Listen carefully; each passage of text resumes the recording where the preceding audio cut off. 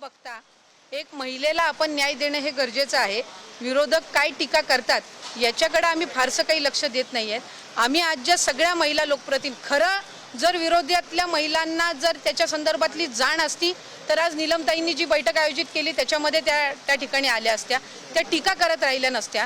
कारण आम्ही आज जे आलो या आम्ही वेगवेगळ्या राजकीय पक्षांचे आहोत, लोकप्रतिनिधी पण आहेत, सामाजिक सेवाभाव संस्थेमध्ये सुद्धा काम करणारे आहेत आणि आमची साधारणपणे हीच भूमिका आहे की त्या पीडित कुटुंबाला न्याय मिळणं एक आणि महिलांच्या बाबतीतले जे विविध काही घटना घडतात त्याच्यामध्ये अधिकाधिक शासन म्हणून त्या पीडित कुटुंबाला किंवा त्या महिलेला न्याय देणं या संदर्भामधली आमची जी भूमिका आहे।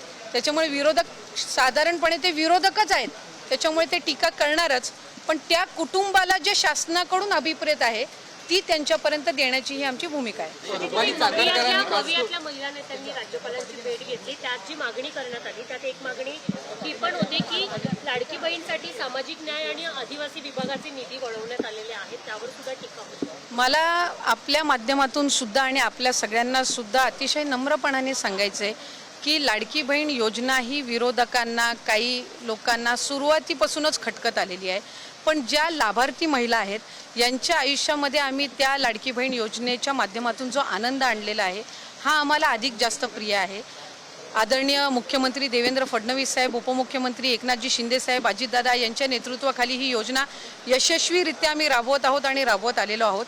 सामाजिक न्याय विभाग असेल किंवा आदिवासी विभाग असेल यांचा जो निधी प्राप्त करून दिला जातो दरवर्षी त्यांच्या नियतवयीनुसार त्याच्यामध्ये अधिकची वाढ ही यंदाच्या अर्थसंकल्पामध्ये करण्यात आली।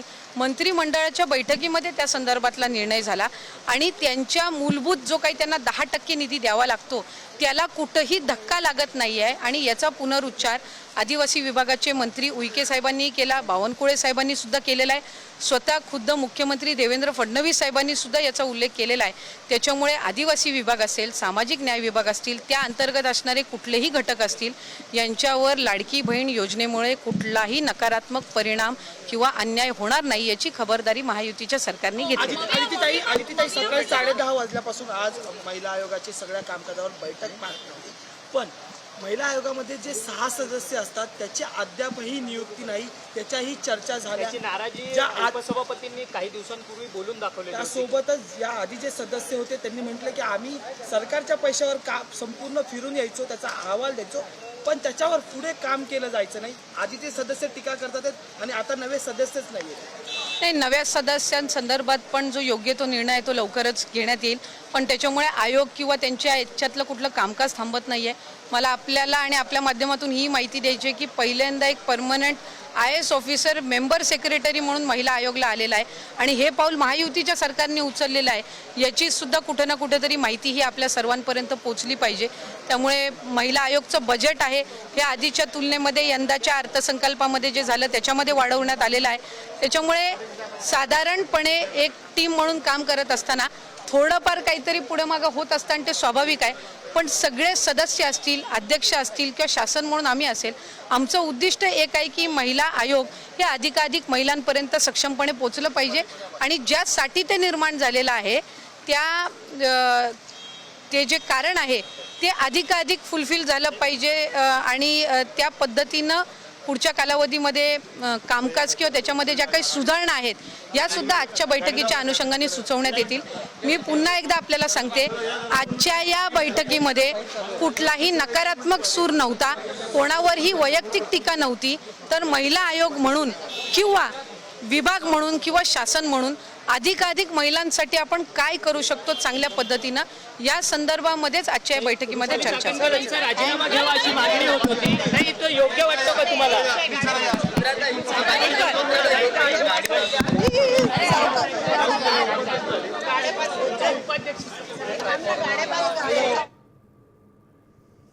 आणि आता एक महत्त्वाची बातमी आहे। विधान परिषदेच्या उपसभापती नीलम गोऱ्हे यांनी महिला आयोगाच्या कार्यपद्धती संदर्भात बोलावलेल्या बैठकीत रुपाली चाकणकर यांची राजीनाम्याची मागणी केलेली आहे आणि अशी माहिती सूत्रांनी दिली आहे। महिला आयोगाच्या कार्यपद्धतीबाबत सर्व स्तरातून नाराजी व्यक्त करण्यात येते आहे। त्याच पार्श्वभूमीवर चर्चा करण्यासाठी महिला आयोगाच्या सर्व पदाधिकाऱ्यांची नीलम गोऱ्हे यांनी बैठक बोलावली होती। या बैठकीनंतर रुपाली चाकणकर माध्यमांशी न बोलताच निघून गेल्या। दरम्यान विरोधी पक्षांच्या महिला नेत्यांनी राज्यपालांची भेट घेऊन चाकणकरांना पदावरून हटवण्याची मागणी केली आहे.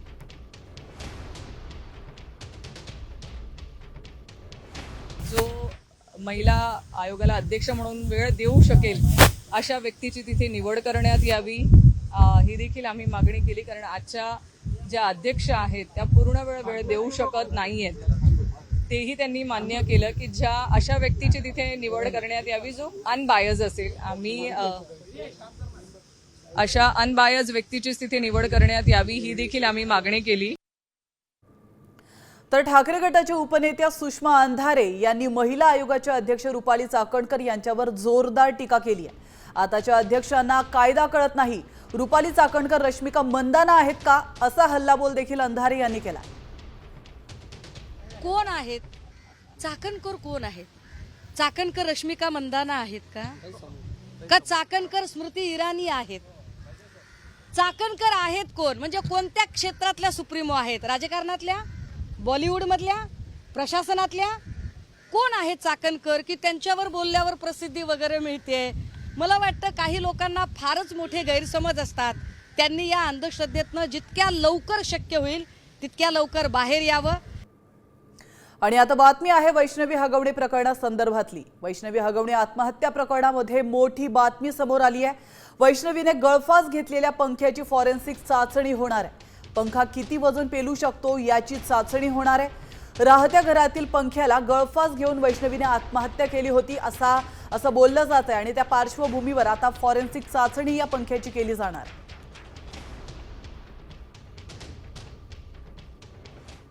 ठाकरेंचे शिवसेनेचे उपनेते सुधाकर बडगुजर यांनी पक्षाला घरचा आहेर दिलाय. पक्षात नाराज असल्याची कबुली त्यांनी दिली आहे. पक्ष संघटनेमध्ये बदल करताना विश्वासात घेतलं नसल्याचं देखील त्यांनी म्हटलंय. कालच सुधाकर बडगुजर यांनी मुख्यमंत्री देवेंद्र फडणवीसांची भेट घेतल्याचं आपण पाहिलं. त्यामुळे त्यांच्या भाजप प्रवेशाची चर्चा सुरू झाली आहे. बदल झाल्यानंतर त्यावेळीची परिस्थिती नाराजीची होती. मध्यंतरच्या काळामध्ये संघटनांपर्यंत बदल झाले, त्यामुळे आमची काही टीम थोडी नाराजी व्यक्त केली आहे आणि ते नाराजी दूर करण्याचा प्रयत्न आम्ही करतोय. तर इकडे संजय राऊत आणि गिरीश महाजन यांच्यामध्ये चांगलीच जुंपल्याचं पाहायला मिळालं. संजय राऊतांनी एवढी दलाली आजवर कुणी केली नसेल असे शब्दात महाजनांनी प्रत्युत्तर दिलंय.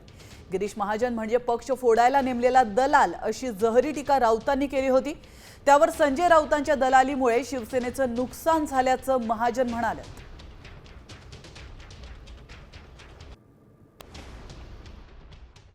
हातात पोलीस आहेत, पैसे आहेत प्रचंड, टेंडरबाजीतून, खंडणीतून, आणि त्या ताकदीवर लोकांना धमक्या देऊन पक्ष फोडायचे.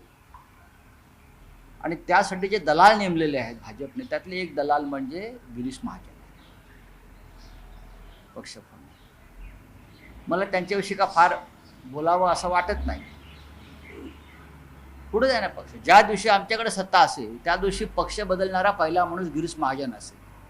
उद्धवजींना त्यांच्या शिवसेनेला त्या ठिकाणी शरद पवार साहेबांच्या मांडीवर येऊन बसवलं, काँग्रेसच्या मांडीवर येऊन बसवलं, आणि त्यामध्ये जी दलाली केली तेवढी दलाली तर मला वाटतं आजपर्यंत कोणी केलेली नसेल. आणि आपल्याला माहिती आहे, दलालीचा विषय कराल तर गोरेगावच्या पत्रसाळीमध्ये आपण काय केलं, किती दिवस जेलमध्ये राहिलात, तर मला बोलायला लावू नका. आणि मला वाटतं जर उद्धवजींनी यांना जर आवडलं नाही तर पुढे कोणीही यांच्याकडे राहणार नाही. सगळी अगदी जमीनदोस्त शिवसेना होणार आहे. तर महाविकास आघाडी महिला शिष्टमंडळात नाराजी नाट्य सुरू असल्याचं पाहायला मिळालंय. ठाकरे सेना आणि राष्ट्रवादी शरद पवार गटाकडून काँग्रेसला डावलल्याची चर्चा आहे. काँग्रेसच्या महिला नेत्या संगीता तिवारी राजभवनाच्या बाहेरच दिसून आल्यात. शिष्टमंडळामध्ये फक्त ठाकरे सेनेच्या आणि शरद पवार गटाच्या महिला नेत्याच राज्यपालांच्या भेटीला गेल्यात. मला हा प्रोटोकॉल खरंच कळला नाहीये. म्हणजे महामहिम साहेब समजा घाबरत असतील तर त्यांनी फक्त 2च महिला म्हणल्या असत्या. मग असे जर तुम्ही घेऊन जात असाल तर आम्ही पुण्यावरनं आलो होतो आणि महाविकास आघाडीमध्ये काँग्रेस खांद्याला खांदा देऊन काम करते ना, त्यामुळे काँग्रेसची महिला ही पाहिजेच होती.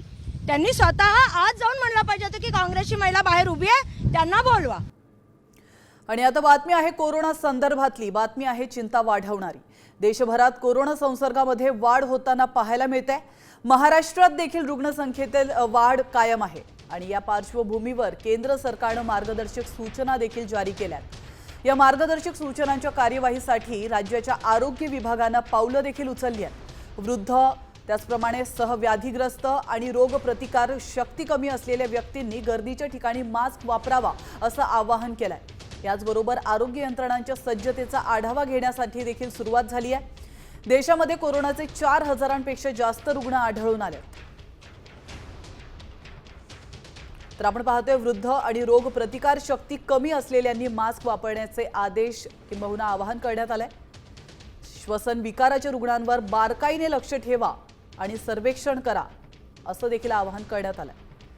पॉझिटिव्ह रुग्णांचे नमुने विषाणूचा प्रकार ओळखण्यासाठी तपासणीसाठी पाठवा अशा सूचना देखील जारी करण्यात आल्या। राज्यभरात रुग्णालयांच्या तयारीचा आढावा घेण्याचे निर्देश देखील देण्यात आले। तर ऑक्सिजन, पीपीई किट, व्हेंटिलेटर पुरेशा प्रमाणामध्ये उपलब्ध ठेवा अशा मार्गदर्शक सूचना जारी करण्यात आल्या। तर आपण पाहतोय आषाढी वारीवर कोरोनाचं संकट आणखीनच गडद होत चाललंय। माळशिरसच्या वेळापुरामध्ये कोरोनाचा नवा रुग्ण आढळून आलाय। त्यामुळे माळशिरस तालुक्यामध्ये कोरोना रुग्णांची संख्या आता 4 झाली आहे। आषाढीच्या तोंडावर कोरोना रुग्ण संख्या वाढू लागल्याने चिंता वाढू लागली आहे। त्यामुळे नागरिकांना काळजी घेण्याचं आवाहन जिल्हा प्रशासनाकडून करण्यात आलंय। आणि आता बातमी आहे नागपूरमधून। नागपुरात कोरोनाचे 2 नवे रुग्ण आढळलेत। नागपूरमध्ये जानेवारी ते एप्रिलच्या तुलनेत मे महिन्यामध्ये कोरोना रुग्णांच्या संख्येमध्ये किंचित वाढ झाल्याचं पाहायला मिळालं होतं। मे महिन्यामध्ये 10 कोरोना रुग्णांची नोंद झाली आहे आणि यावर्षी एकूण 13 कोरोना रुग्णांची नोंद झाली असून 11 रुग्ण उपचारानंतर बरे देखील झालेत। तर ताप, घसा दुखणे किंवा खवखवणे यासारखे लक्षणे 48 तासांनंतर कायम असल्यास डॉक्टरांचा सल्ला घेण्याच्या सूचना पालिकेच्या आरोग्य विभागाकडून देण्यात आल्या।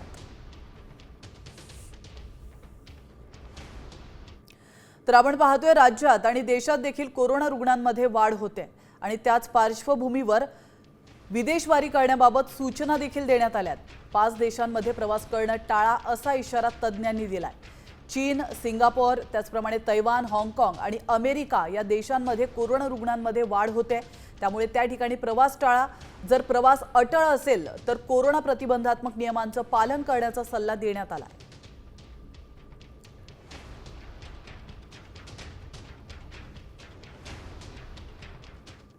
आणि आता लाडक्या बहिणींसाठी आनंदाची बातमी आहे। लवकरच लाडक्या बहिणींना मे महिन्याचा हप्ता मिळणार आहे। तर मंत्री अदिती तटकरे यांनी ही माहिती दिली आहे। दरम्यान लाडकी बहीण योजनेदरम्यान संदर्भात विरोधकांकडून गैरसमज पसरवण्याचा प्रयत्न होतोय, मात्र ही योजना बंद होणार नाही असं देखील अदिती तटकरे यांनी स्पष्ट केलं। लवकरच लाडक्या बहिणीचा मे महिन्याचा हप्ता हा लाडक्या बहिणींच्या थेट खात्यामध्ये वितरित केला जाईल। मला आपल्या माध्यमातून सुद्धा सर्व लाडक्या बहिणींना त्या ठिकाणी आश्वासित करायचे की जसं एप्रिल महिन्याचा हप्ता हा त्यांच्या खात्यामध्ये जमा झालेला होता, तसा मे महिन्याचा जो हप्ता आहे तो सुद्धा लवकरच त्यांच्या खात्यामध्ये जमा होणार आहे।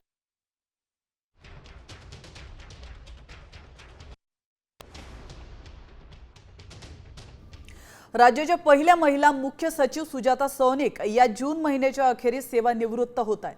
त्यामुळे मंत्रालय प्रशासनाला नव्या मुख्य सचिवांच्या नियुक्तीचे वेध लागलेत। अशा संभाव्य नवे मुख्य सचिव म्हणून राजेश कुमार, IS चहल, त्याचप्रमाणे भूषण गगराणी या अधिकाऱ्यांच्या नावाची चर्चा देखील आता सुरू झाली आहे। गेल्या वर्षी विधानसभा निवडणुकीच्या तोंडावर सुजाता सौनिक यांनी मुख्य सचिव पदाची सूत्रे स्वीकारली होती। मात्र सौनिक या वयोमानानुसार येत्या 30 जून रोजी सेवानिवृत्त होत आहेत। त्यामुळे मंत्रालयामध्ये नव्या मुख्य सचिवांच्या नावाची चर्चा सुरू झाली आहे। तर कोणाकोणाच्या नावाची चर्चा सुरू झाली आपण पाहूयात ग्राफिक्सच्या माध्यमातून। आपण पाहतोय राजेश कुमार अतिरिक्त मुख्य सचिव, IS चहल अतिरिक्त मुख्य सचिव आणि आयुक्त BMCचे आयुक्त भूषण गगराणी यांच्या नावाची चर्चा आता सुरू झाली आहे। त्याच्यामुळे कोण नवे मुख्य सचिव असणार याकडे सर्वांचंच लक्ष लागलंय। आणि आता एक महत्त्वाची बातमी, महत्त्वाच्या निर्णयासंदर्भातली ही बातमी आहे। राज्य मंत्रिमंडळाच्या बैठकीमध्ये मोठा निर्णय घेण्यात आलाय। कुर्ल्यातील मदर डेअरीची जागा धारावी प्रकल्पाला दिली जाणार आहे। 8.5 हेक्टर जागा धारावी पुनर्विकासाला देण्यात आली आहे। या क्षणाची अतिशय महत्त्वाची अपडेट, विरोध न जुमानता राज्य सरकारने जागा प्रकल्पाला देण्याचा निर्णय घेतला।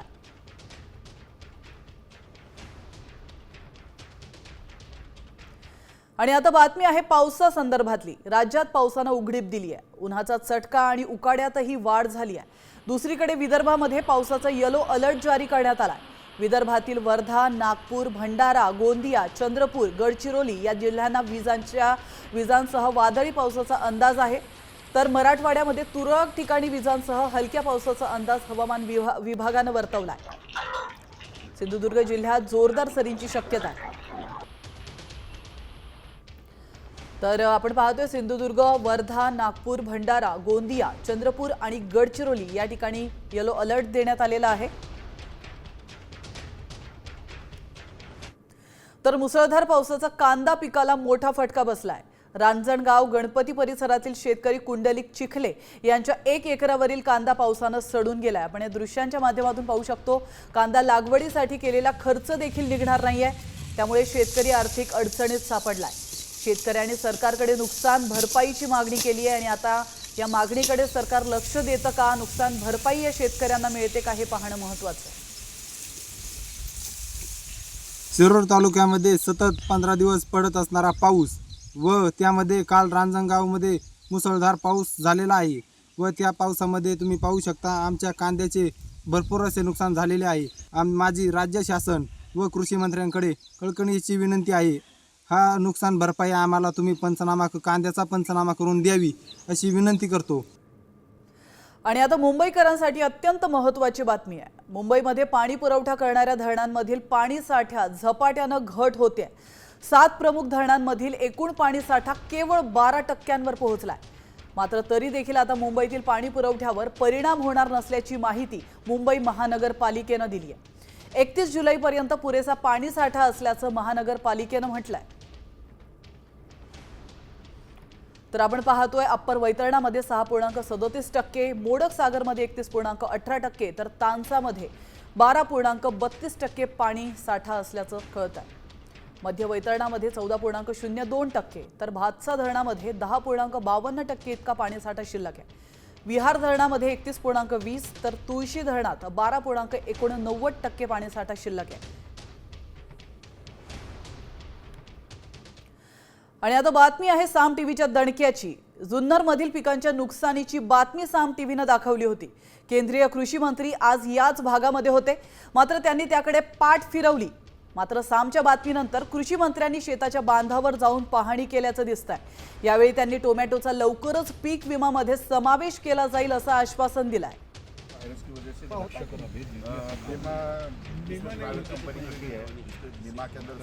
नहीं आए वायरस अटैक के कारण ये फसल बर्बाद हुई है टमाटर की, क्योंकि 35 डिग्री सेंटीग्रेड के ऊपर अगर तापमान जाता है तो ये वैरायटी नहीं टिकती। और बारिश से भी थोड़ा नुकसान हुआ है, लेकिन वायरस से हुआ है ये जो नुकसान दिखाई दे रहा है सब बीमारी के कारण।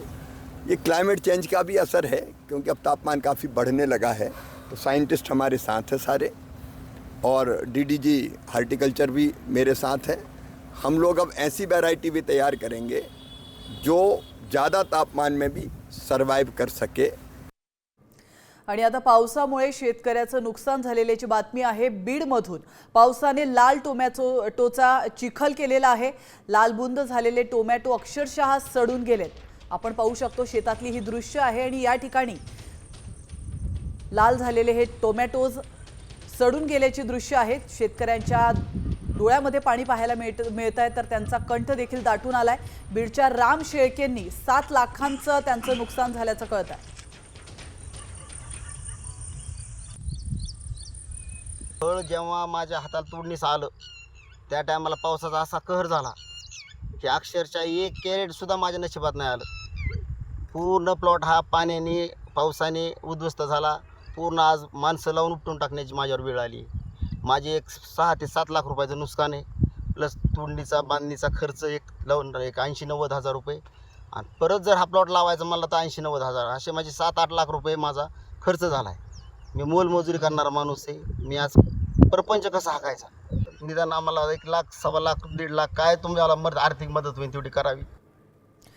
आणि आता वळतोय पुढच्या अजून एका महत्त्वाच्या बातमीकडे. केंद्र सरकारने निर्यात प्रोत्साहन योजनेअंतर्गत केलेल्या नव्या बदलांचा फटका कांदा निर्यातदारांना बसणार आहे. आतापर्यंत निर्यातीवर मिळणारी 1.9% परतावा सवलत केंद्रानं 1 जून 2025 पासून पूर्णतः रद्द केली आहे. त्यामुळे भारतीय कांद्याची परदेशी बाजारामध्ये स्पर्धा करण्याची क्षमता कमी होण्याची शक्यता आहे. या योजनेचा उद्देश भारतीय उत्पादकांना आंतरराष्ट्रीय बाजारपेठेमध्ये स्थानिक करांचा परतावा देऊन स्पर्धात्मक बनवणं हा आहे.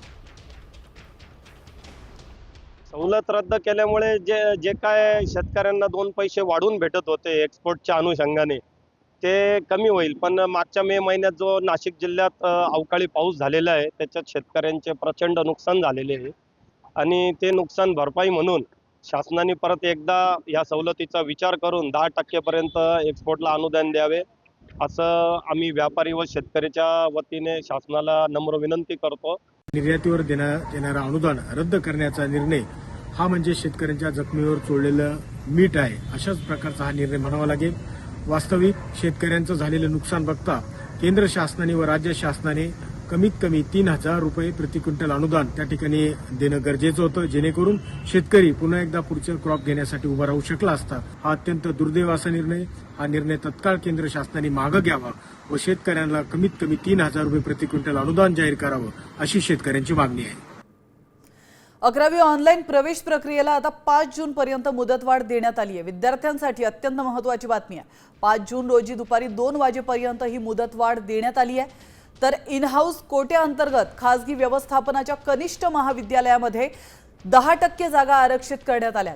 त्यामुळे वेबसाईटवर इन हाऊस कोट्यातील शाळांमध्ये बदल करण्यासाठी पालकांना आणि विद्यार्थ्यांना पुरेसा वेळ मिळावा म्हणून शिक्षण संचालनालयानं हा निर्णय घेतला.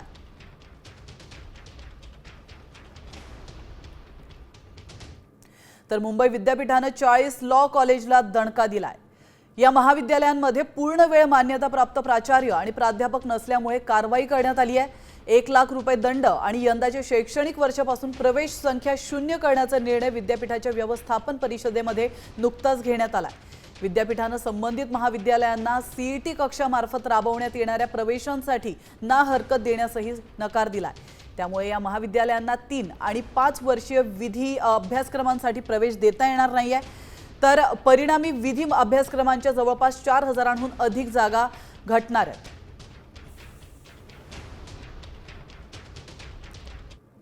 IPL 2025 ट्रॉफीचा विजेता कोण होणार याची उत्सुकता आता शिगेला पोहोचली आहे. अनेक वर्षांनंतर IPL स्पर्धेच्या इतिहासामध्ये नवा विजेता मिळणार आहे. आज अंतिम सामन्यामध्ये रॉयल चॅलेंजर्स बंगळुरू विरुद्ध पंजाब किंग्स आमने सामने असणार आहेत.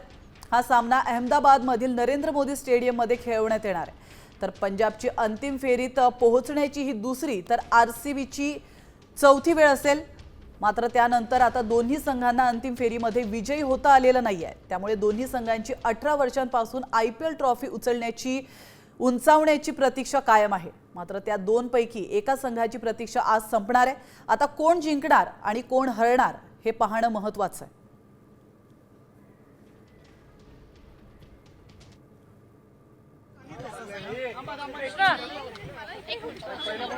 कोणी आधी बोलू दे.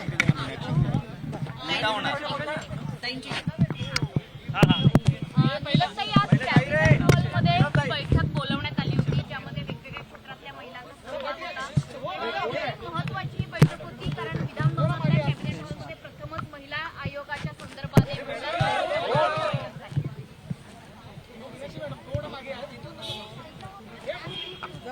महाराष्ट्र राज्य महिला आयोग अस्तित्वात येऊन 23 वर्ष झालेली असली तरी सुद्धा आज देखील महिलांवरील अत्याचारांच्या प्रकरणामध्ये स्त्रिया जशी पोलिसांना हाक मारतात तसंच महाराष्ट्र राज्य महिला आयोगाकडून अपेक्षा असते.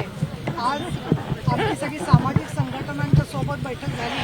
त्याला आदिती तटकरे मंत्री महिला बालविकास विभाग तसंच राज्य महिला आयोगाच्या अध्यक्षा रुपाली चाकणकर यांच्याबरोबर विविध क्षेत्रातल्या फार मान्यवर कार्यकर्ते उपस्थित होते. त्याच्यात अंजली दमानिया, निर्मला सामंत प्रभावकर, शीतल म्हात्रे, चित्रा वाघ अनेक जणी त्या बैठकीला उपस्थित होत्या.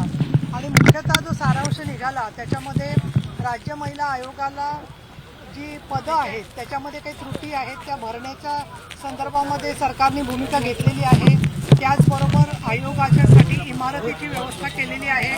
आणि आयोग, पोलिसांचा भरोसा असेल, पोलिसांच्या दक्षता कमिट्या आणि कौटुंबिक संरक्षण कायदा या सगळ्याचा समन्वय करून पोलिसांनी वेळेमध्ये चार्जशीट दाखल करावं, त्याचबरोबर केसेसचा निपटारा लवकर व्हावा, समझोता होत असताना समुपदेशन करण्याबरोबर महिलांच्या सुरक्षिततेला महत्त्व देण्यात यावं आणि पुरुष वर्गाचाही सहभाग याच्यामध्ये वाढावा, याच्या संदर्भात चांगली चर्चा झाली. लवकरच या वेगवेगळ्या विषयावर आम्ही बैठका घेणार आहोत. काहींनी लेखी निवेदनं दिलेली आहेत, पण ही पहिली आणि शेवटची बैठक नाही आहे. पुढच्या काही काळामध्ये महिलांवरच्या अत्याचारामध्ये एकत्रितपणे काम व्हावं म्हणून आम्ही विभागीय बैठका सुद्धा घेणार आहे. त्याचबरोबर आदिवासींच्या बरोबर काम करणारे कार्यकर्ते, सामाजिक विविध घटक जे आहेत त्यांच्याबरोबरचे कार्यकर्ते यांच्यामधून या शासनाने जी आदिशक्ती मोहीम घेतलेली हाती ती मजबूत करण्यासाठी सुद्धा काम केलं जाणार आहे.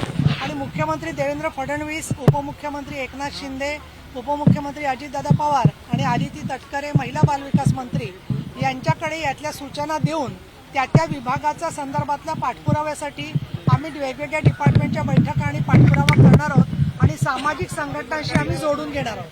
ताई, खरं तर आज तुम्ही एकीकडे महिला अत्याचाराच्या संदर्भात कॅबिनेट हॉलमध्ये बैठका घेताय, परंतु महाविकास आघाडीच्या महिला नेत्यांकडनं राज्यपालांची भेट घेतली जाते. महिला आयोगाच्या अध्यक्षांना त्या पदावरतून काढून टाकण्याच्या संदर्भात त्या महाविकास आघाडीच्या महिला सगळ्या एकवटलेल्या आहेत, त्यांनी त्या संदर्भातलं निवेदन दिलेलं आहे. आज मला खरं तर राजकीय उत्तर द्यायचं नव्हतं, परंतु जनतेने ज्यांना खुर्चीवरून बाहेर काढून टाकलेलं आहे आणि जनतेच्या मधल्या लाडक्या बहिणींनी प्रचंड मोठ्या प्रमाणामध्ये महायुतीला मतदान केलेलं आहे, त्या पार्श्वभूमीवरती आमच्यावरती जी महिलांनी जबाबदारी टाकली आहे त्याच्यामध्ये राज्य महिला आयोगाच्या तर्फे न्याय द्यायचं आमचं काम आहे. लोकशाहीमध्ये त्यांनी पंतप्रधानांकडे जायचं का राज्यपालांकडे जायचं हा त्यांचा प्रश्न आहे.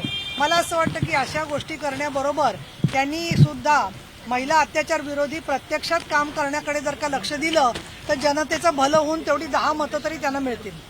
टीका करताना त्यांनी असाही उल्लेख केलेला आहे की निलमताई यांना अशा पद्धतीच्या बैठका घेण्याचा आणि उशिरा सुचलेलं हे त्यांनी सांगितलेलं आहे की वैष्णवी हगवणे प्रकरण होऊन आता अनेक दिवस झालेले आहेत आणि त्यानंतर ही बैठक होते. खरं तर ही बैठक अगोदरच झाली पाहिजे होती. महिला अत्याचारांमध्ये सातत्याने राज्यात वाढ होते असं त्यांचं म्हणणं आहे. मुळामध्ये असं आहे की महिलांच्या संदर्भातल्या ऊसतोड कामगार असतील किंवा वेगवेगळ्या ठिकाणच्या फॉरेन्सिक संदर्भामध्ये म्हणजे 6 फेब्रुवारीला सुद्धा आम्ही बैठक घेऊन पाठपुरावा केलेला होता. पण आम्ही फक्त बैठका घेऊन थांबत नाही, तर त्या महिलांचा FIR लिहिला जावा, साक्षीदार त्यांच्याबरोबर टिकावे आणि कोर्टामध्ये शिक्षा व्हावी म्हणून आम्ही सातत्याने प्रयत्न करत असतो.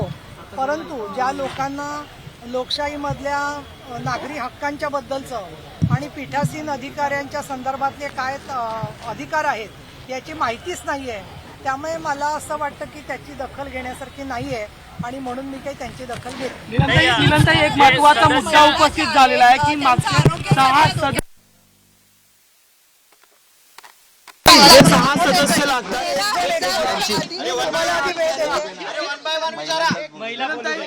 उपसभापती म्हणून हिला आधी वेळ देते, मग तुम्हाला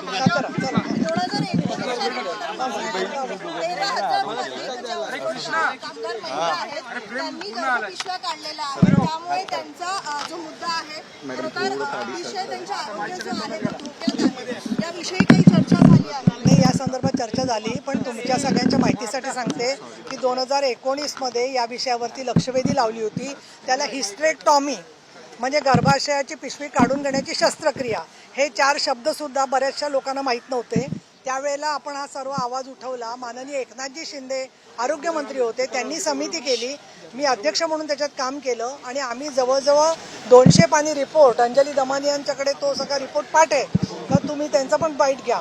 तर ती सगळी माहिती दिलेली आहे, सूचना दिल्या आहेत. सरकारकडून ही माहिती समोर आलेली आहे की या महिलांना 843 महिलांना ही नोंद कशामुळे झाली, तर सरकारने नोंद घ्यायला सुरुवात केली, ऊसतोड कामगार महामंडळ केलं, पण मुळामध्ये त्या ठिकाणचे साखर कारखानदारांबरोबर जे मुकादम मजुरांना घेऊन जातात ते मुकादम ज्या प्रकारचं काम करतायत त्यांच्या MOU मध्ये किंवा करारामध्ये या महिलांच्यासाठी काही गोष्टीच्यासाठी आरोग्यासाठी रजा.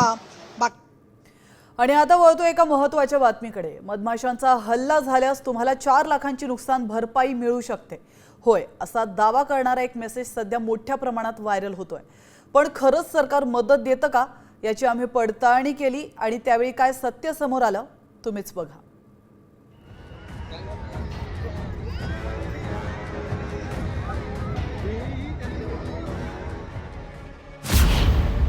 मधमाशांचा हल्ला झाल्यास 4 लाख रुपये मिळणार.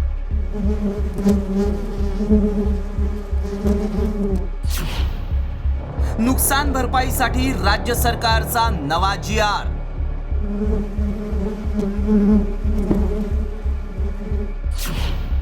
व्हायरल मेसेज मागचं सत्य काय?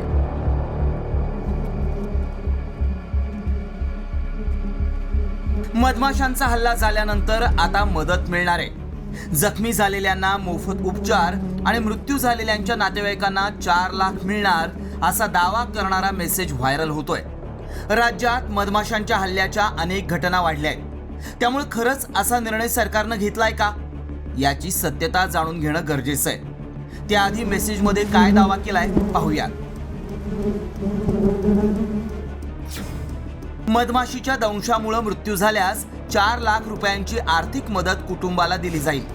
जखमी झालेल्यांना सरकारी हॉस्पिटलमध्ये मोफत उपचार सुविधा उपलब्ध राहील. हा मेसेज व्हायरल होतोय. सध्या तरी साप, विंचू आणि वाघानं हल्ला केल्यास सरकारकडून मदत मिळते हे माहिती आहे.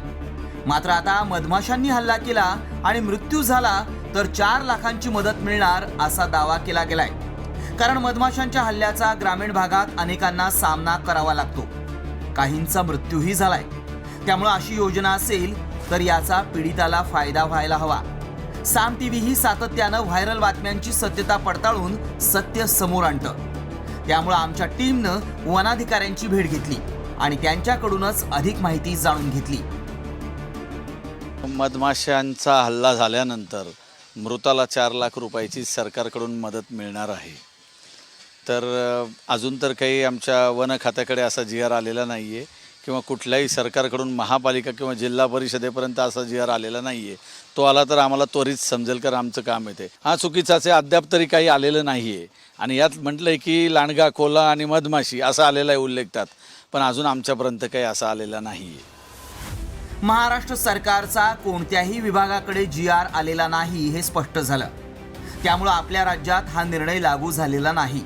मात्र असा निर्णय कोणत्या राज्यात लागू झालाय का याची आम्ही पडताळणी केली. त्यावेळी काय सत्य समोर आलं पाहूयात. मधमाशांचा हल्ला झाल्यास 4 लाख रुपये नुकसान भरपाई मिळत नाही. महाराष्ट्र सरकारचा कोणत्याही विभागाकडे जी.आर. नाही. उत्तर प्रदेश सरकारनं नवीन निर्णय जाहीर केलाय. यूपीत मधमाशांचा हल्ला ही दुर्घटना नसून आपत्ती मानली जाणार आहे. मधमाशांच्या हल्ल्यात मृत्यू झालेल्यांना 4 लाख रुपये मिळणार हा उत्तर प्रदेश सरकारचा निर्णय आहे. महाराष्ट्रातही साप, वाघ, हत्तींनी हल्ला केल्यास नुकसान भरपाई मिळते. मात्र मधमाशांच्या हल्ल्यात मृत्यू झाल्यास महाराष्ट्र सरकार 4 लाखांची मदत देणार हा दावा आमच्या पडताळणीत असत्य ठरलाय. ब्युरो रिपोर्ट, साम टीव्ही न्यूज. आणि आता घेऊयात बातम्यांचा वेगवान आढावा. सुरुवातीला पाहूयात पावसासंदर्भातील बातम्या. राज्यात पावसानं उघडीप दिली आहे. उन्हाचा चटका आणि उकाड्यातही वाढ झाली आहे. दुसरीकडे विदर्भात पावसाचा येलो अलर्ट जारी करण्यात आला आहे. विदर्भातील जिल्ह्यात विजांसह वादळी पावसाचा अंदाज आहे, तर मराठवाड्यामध्ये तुरळक ठिकाणी विजांसह हलक्या पावसाचा अंदाज हवामान विभागानं वर्तवला. सिंधुदुर्ग जिल्ह्यात जोरदार सरींची शक्यता आहे. मागच्या 4 दिवसांपासून ईशान्य भारतामध्ये पावसानं थैमान घातलंय. अनेक ठिकाणी भूस्खलनाच्या घटना घडतायत. नद्यांना पावसामुळे पूर आलेला आहे, तर आतापर्यंत 34 लोकांचा मृत्यू झालाय. बचाव पथकाकडून नागरिकांना सुरक्षित स्थळी घेऊन जाण्याचं काम सुरू आहे.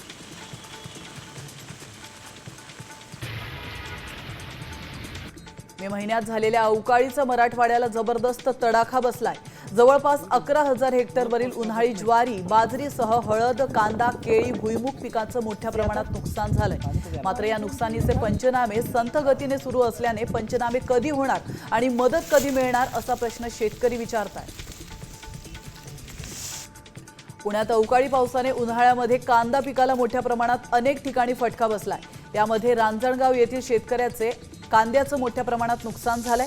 कृषी मंत्र्यांकडून नुकसान झालेल्या कांद्याचा पंचनामा व्हावा अशी इच्छा शेतकऱ्यांना व्यक्त केली आहे.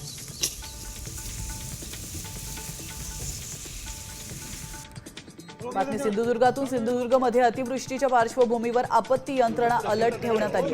यासाठी एनडीआरएफचं एक पथक जिल्ह्यामध्ये तैनात करण्यात आलंय. या पथकाने कणकवलीमध्ये आपत्कालीन परिस्थितीमध्ये बचाव कसा करावा याबाबत प्रशिक्षण दिलंय.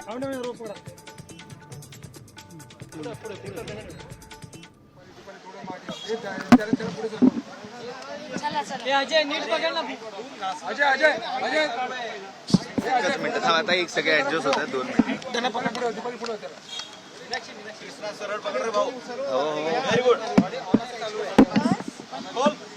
हो थांबा कुमार सर, घाई करू नका. 2 धनंजय पण घ्यायचो ना त्याच्यावरती ते बीडच्या प्रकरणासंदर्भात 1-2 मिनिटं. हा करतो एकच मिनिट.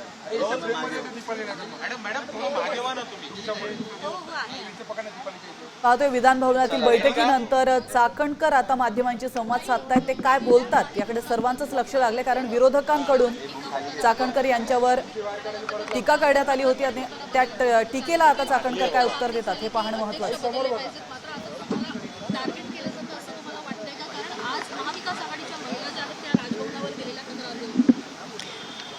मला असं वाटतं 3.5 वर्षामध्ये राज्य महिला आयोगाचं काम करत असताना आयोगाच्या कार्यकक्षा ह्या ठरलेल्या आहेत आणि तरीसुद्धा अनेक महिलांना न्याय देत असताना आम्ही संबंधित जिल्ह्यामध्ये जाऊनची जनसुनावणी असेल, जनता दरबार असेल, आलेल्या तक्रारी असतील, या सगळ्यांचा पाठपुरावा करून संबंधित महिलांना न्याय देण्याची भूमिका या ठिकाणी घेतलेली आहे. या 3.5 वर्षाच्या कालावधीमध्ये आयोगाने सुरू केलेलं लीगल एड क्लिनिक असेल, पीडितांना जर मोफत वकील हवं असेल तर सरकारी वकील देऊन न्यायाच्या शेवटच्या भूमिकेपर्यंत घेऊन जात असताना त्याचा पाठपुरावा करणं असेल.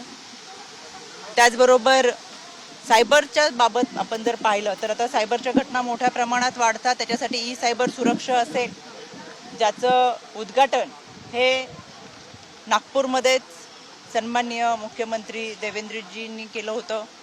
आणि अशा अनेक वेगवेगळे उपक्रम, त्याच्यामध्ये अँटी ह्युमन ट्रॅफिकिंग असेल, बालविवाह असेल, हुंडाबळी असेल, गर्भनिधन चाचणी असेल, आणि या सगळ्यांवरती अतिशय प्रभावीपणे काम हे राज्य महिला आयोगाच्या वतीनं झालंय.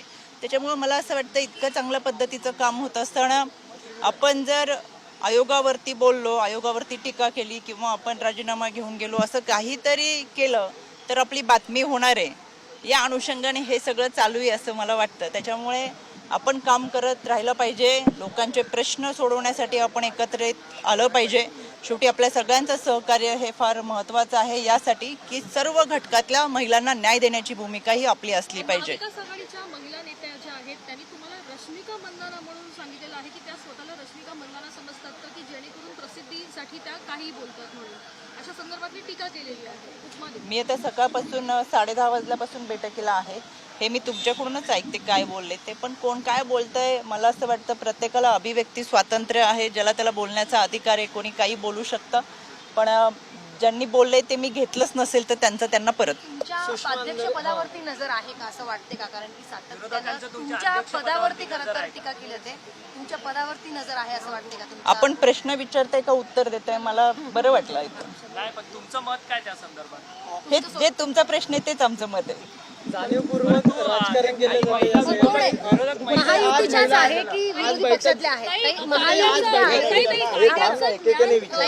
या संदर्भात देखील प्रश्नचिन्ह उपस्थित करत तुमच्यावर टीका केलेली आहे आणि म्हणून राजीनाम्याची मागणी देखील केली जाते.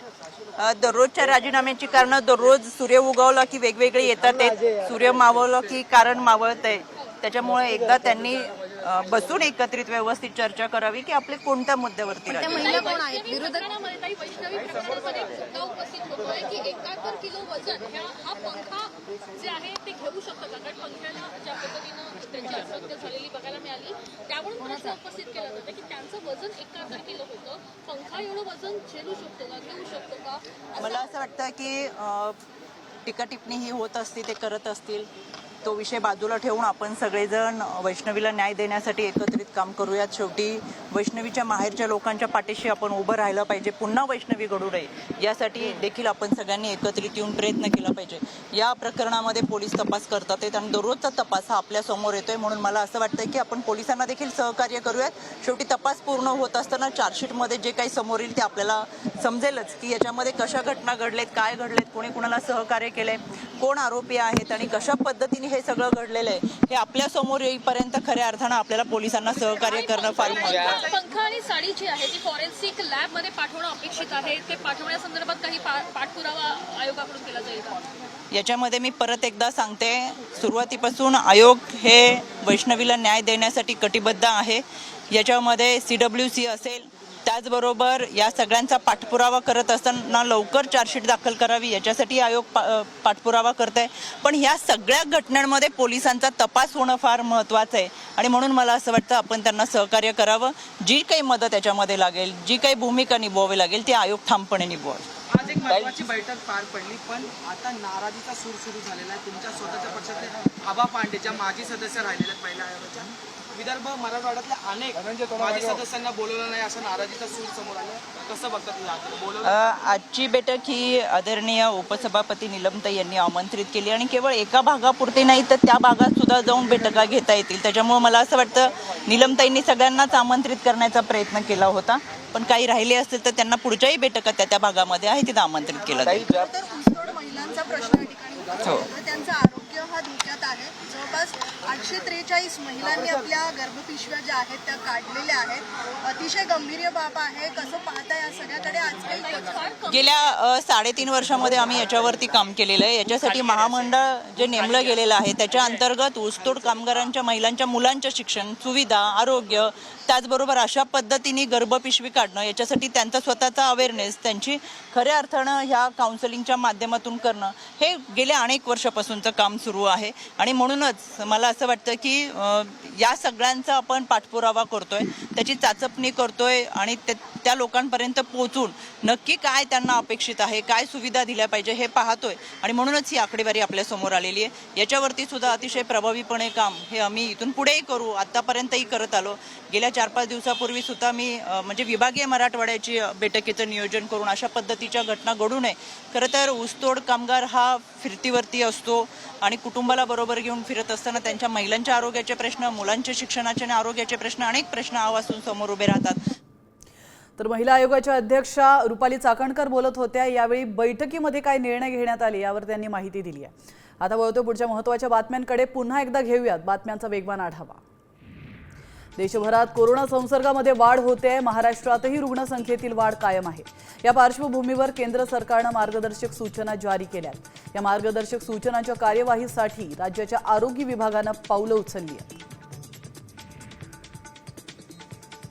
कोरोनाने राज्यभरात चांगलाच धुमाकूळ घातलाय. देशात 4026 ऍक्टिव्ह रुग्ण आहेत. केरळमध्ये सर्वाधिक 1435 रुग्ण आहेत, तर महाराष्ट्रामध्ये दुसऱ्या क्रमांकावर 506 रुग्ण आहेत. आषाढी वारीवर कोरोनाचं संकट आणखीनच गडद होत आहे. तर माळशिरसच्या वेळापुरात कोरोनाचा नवा रुग्ण आढळून आलाय. त्यामुळे माळशिरस तालुक्यामध्ये कोरोना रुग्णांची संख्या ही 4 झाली आहे. आषाढीच्या तोंडावर कोरोना रुग्ण संख्या वाढू लागल्याने चिंता वाढू लागली आहे. नागपुरात कोरोनाचे 2 नवे रुग्ण आढळले आहेत. नागपूरमध्ये जानेवारी ते एप्रिलच्या तुलनेत मे महिन्यामध्ये कोरोना रुग्णांच्या संख्येत किंचित वाढ झाली होती. मे महिन्यामध्ये 10 कोरोना रुग्णांची नोंद झाली आहे. यावर्षी एकूण 13 कोरोना रुग्णांची नोंद झाली असून 11 रुग्ण उपचारानंतर बरे झालेत. कोरोना पार्श्वभूमीवर विदेशवारी करण्याबाबत सूचना देण्यात आल्या.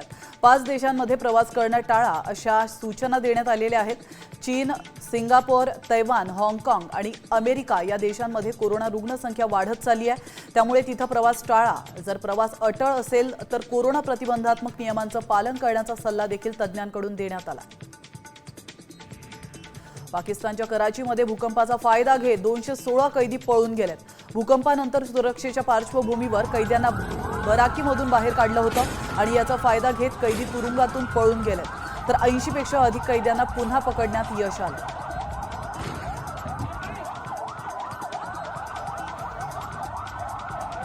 पाकिस्तानच्या एका गुप्त दस्तऐवजाने ऑपरेशन सिंदूरच्या व्यापकतेचा खुलासा केलाय. भारताने मागील महिन्यातील हवाई हल्ल्यांमध्ये जाहीर केलेल्या पेक्षा 8 अतिरिक्त लक्ष्य भेदली आहेत असं या दस्तऐवजामध्ये नमूद करण्यात आलंय. तर पाकिस्तानने शस्त्रसंधीची विनंती का केली याचं कारण देखील यामध्ये स्पष्ट करण्यात आलंय. जैश-ए-मोहम्मद या दहशतवादी संघटनेचा वरिष्ठ कमांडर मौलाना अब्दुल अजीजचा गूढ मृत्यू झालाय. पाकिस्तानातील बहावलपूरमध्ये तो मृतावस्थेमध्ये आढळल्याने खळबळ माजली आहे. या ठिकाणी जैशचं मुख्यालयही आहे. पण अब्दुल अजीजचा मृत्यू नेमका कसा झाला हे अजूनही एक गूढ आहे. पण मृत्यूचं कारण अद्याप निश्चित झालेलं नाही आहे. विद्यार्थ्यांना एसटीचे पास थेट त्यांच्या शाळेमध्ये देण्यात येणार आहे. त्यामुळे विद्यार्थ्यांना मोठा दिलासा मिळणार आहे. जिल्ह्यातील सर्व आगार प्रमुख शाळेला भेट देऊन सर्व विद्यार्थ्यांना पासचं वाटप करण्यात येणार आहे.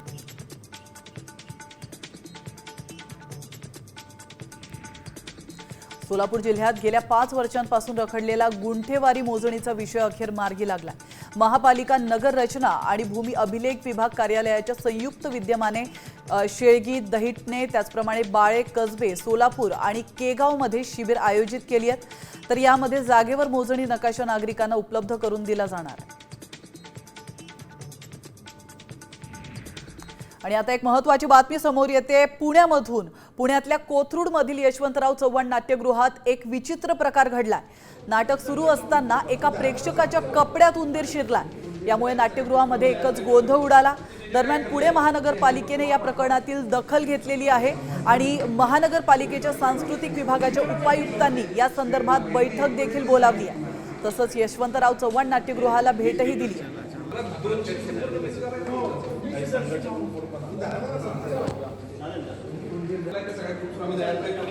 प्रेक्षक जे होते त्यांच्या पायाला वगैरे उंदीर त्यांच्या पायाजवळ गेला होता आणि थोडासा गोंधळ झाला आहे. तर सदर घटना ही अतिशय गंभीर आहे. नाट्यप्रयोगाच्या वेळेस असं काही घडायला नको त्या दृष्टिकोनातून आम्ही ताबडतोब ते व्यवस्थापकांशी चर्चा केली.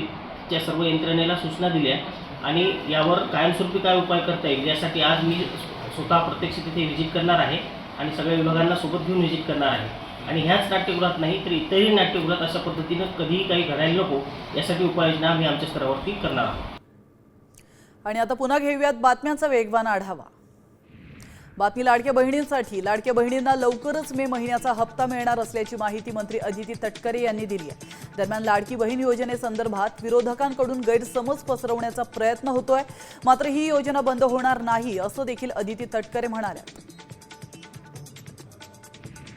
ठाकरे गटाच्या उपनेत्या सुषमा अंधारे यांनी महिला आयोगाच्या अध्यक्ष रुपाली चाकणकर यांच्यावर जोरदार टीका केली आहे. आताच्या अध्यक्षांना कायदा कळत नाही. रुपाली चाकणकर रश्मिका मंदाना आहेत का असा हल्लाबोल अंधारेंनी केला. मुख्यमंत्री आणि इतर मंत्र्यांच्या सुरक्षा रक्षकांना कार्यक्रमस्थळी पोलिसांनी अडवण्याचा प्रयत्न केलाय.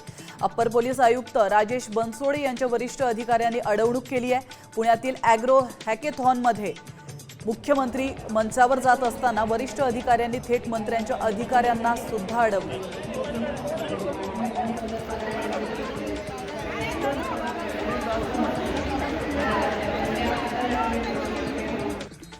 इंडिया आघाडीच्या नेत्यांनी संसदेचं विशेष अधिवेशन बोलावण्याची मागणी केली आहे. या संदर्भात पंतप्रधान नरेंद्र मोदींना पत्र देखील लिहिण्यात आलंय. या पत्रावर 16 पक्षांच्या प्रमुख नेत्यांनी सह्या केल्या आहेत. दिल्लीमध्ये इंडिया आघाडीच्या बैठकीत पत्र लिहिण्याचा निर्णय घेण्यात आला. आम आदमी पार्टी मात्र मोदींना स्वतंत्र पत्र लिहिणार आहे. संजय राऊत आणि गिरीश महाजनांमध्ये चांगलीच जुंपली आहे. संजय राऊतांनी एवढी दलाली आजवर कुणी केली नसेल अशा शब्दात महाजनांनी प्रत्युत्तर दिलंय. गिरीश महाजन म्हणजे पक्ष फोडायला नेमलेला दलाल अशी जहरी टीका राऊतांनी केली होती.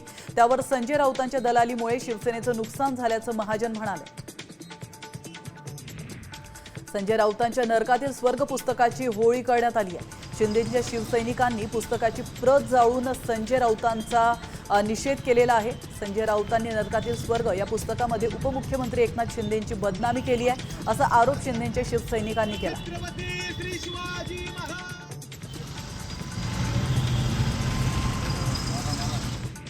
अंजली दमानिया यांची आता चौकशी होणार आहे. तर धनंजय मुंडे कृषी मंत्री असताना त्यांनी कोट्यवधी रुपयांचा घोटाळा केला होता असा आरोप दमानिया यांनी केला होता. एसीबीनं पत्र पाठवत दमानिया यांना चौकशीला उपस्थित राहण्याबाबत सांगितलं.